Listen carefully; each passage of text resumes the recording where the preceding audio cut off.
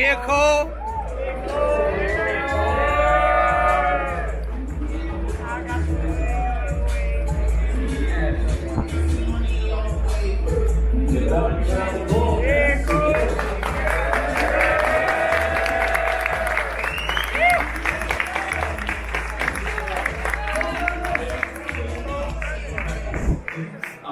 First of all, mic setup, insane, swag, so swag. Different editing in a hotel room opposed to like, I remember when I went to your house, Cole has this room where there's just like nostalgia everywhere. There's like games, posters, and I remember you were editing a video then. So how is it editing in like a hotel room? Is it like harder? Or?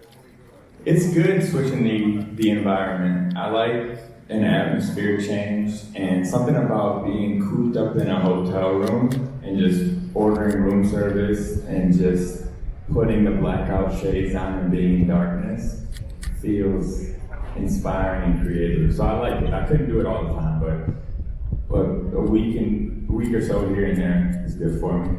Not rushing anything. This has been 6 years, 7 years in the making, and there's been a lot of opportunity that's presented itself, and just knowing when the timing is right is really important, and I feel comfortable to enter this journey right now at this phase of my life. It's all timing. Absolutely, bro. And I gotta say, it's so incredible to see the kid who started making underground music videos ends up having his own lemonade. Like, who would have thought, bro? Did you think at that time that you had your own product like that you could sell?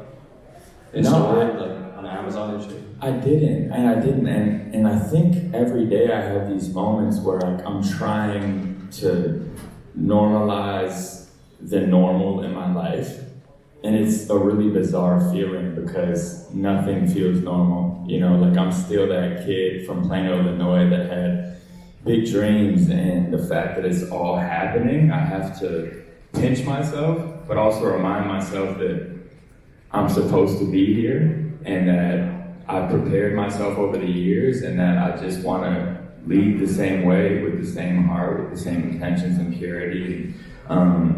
It's always good to just ground yourself in those moments of dreams coming into realities. I think we see a lot of people that have these moments or go through these things and these different chapters in their career, and it's easy to get lost. There's so much going on, and it's difficult for the human brain to like make sense of it all. But you know, even these last few days, I'm just like, what is life? Like, what's going on right now? Right.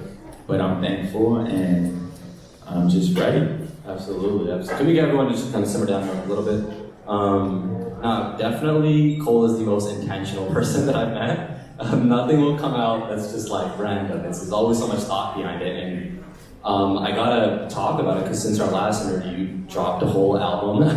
Cole dropped All Is Yellow, and I want to know, it's been like almost a moment today where I was like, wow, I really gave away the last year of my life. Like, of course, it was great, and I experienced things, and I had memories, but I was in it the whole time. Like, I detached from friends and family and people close to me at the beginning of it all. I literally said, I called out to family and, you know, close friends of mine. I was like, just treat me like I'm in prison or I'm in the military, like I'm alive, I'm okay, but we're gonna have some distance for a little bit because I'm on a mission.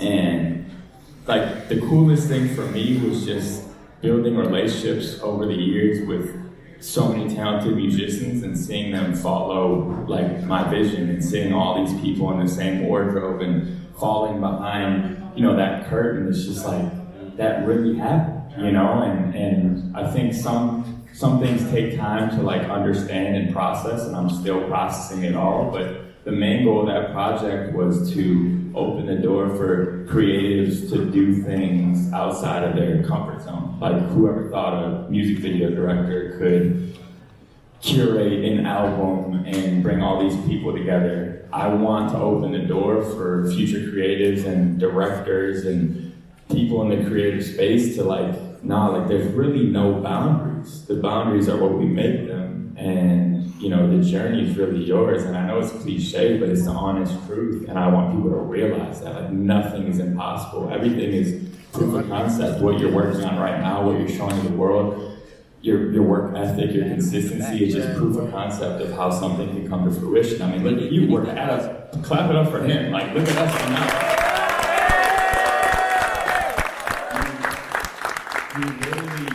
It wasn't, I don't think it was just fully meant to listen to. I think it makes a lot more sense through the music videos, and there's like little hidden things that you connect between the videos and like social posts and things like that. So how does this album make more sense once you see all of the music videos?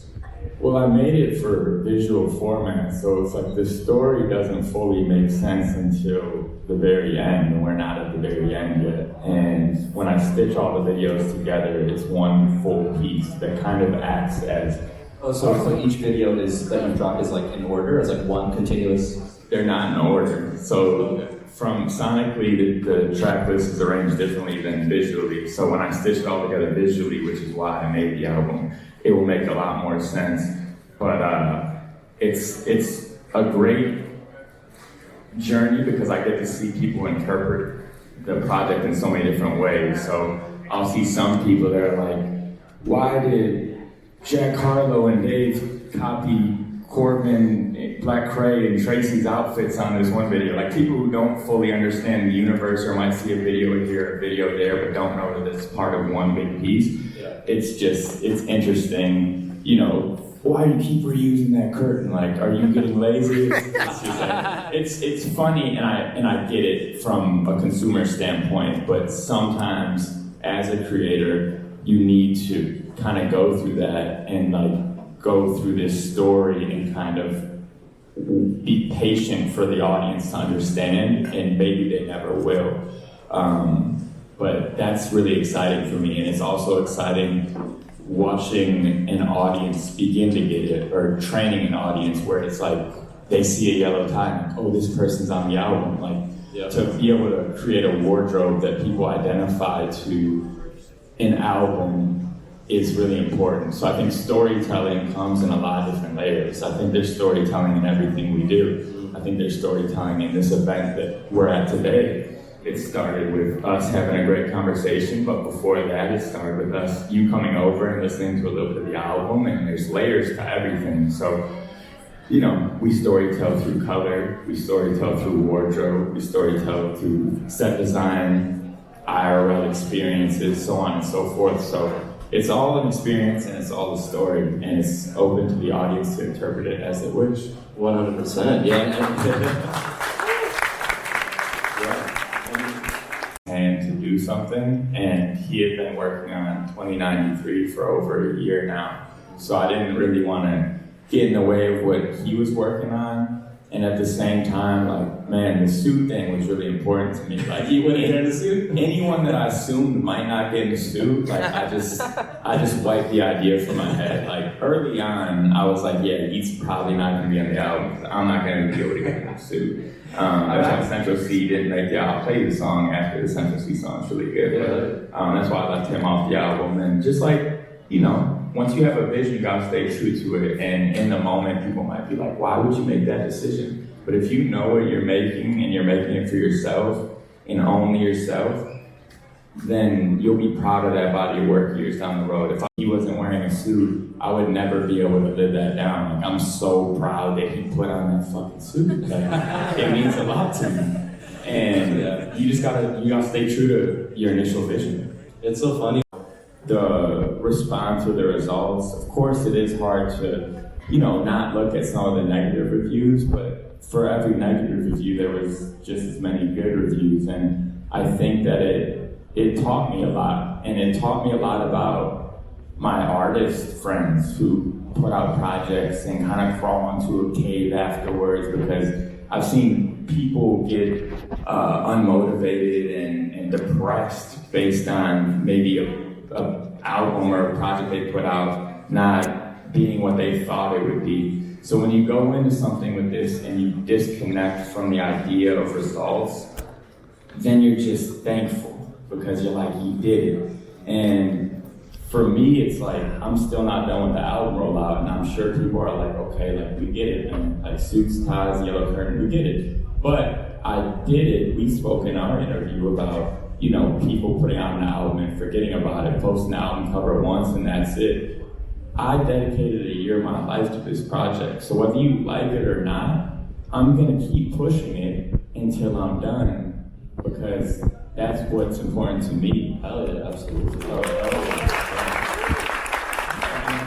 Merch, doing all that, there's moments where you're like, fuck, like I can't keep up, you know? And Trust me, I know. yeah, and burnout's a real thing. And I think delegation is important, but it's hard because attachment's a real thing. When you're a true artist, like when you love what you do, you love every layer of what you do. So delegating and giving something up to maybe make something better or to make something more efficiently isn't easy. And I think that's been one of the most difficult layers of my career, is like learning that to keep doing what I love and to scale in the way I want to scale, I have to delegate some things, and I have to work with the team, and I have to do this, and in return, I'm much more happy mentally, creatively, and then also with the final product. So, yeah, I definitely have roadblocks. I know I didn't give you a specific one, but there's a lot going on, and I'm learning how to navigate it all. Yeah, I mean, yeah.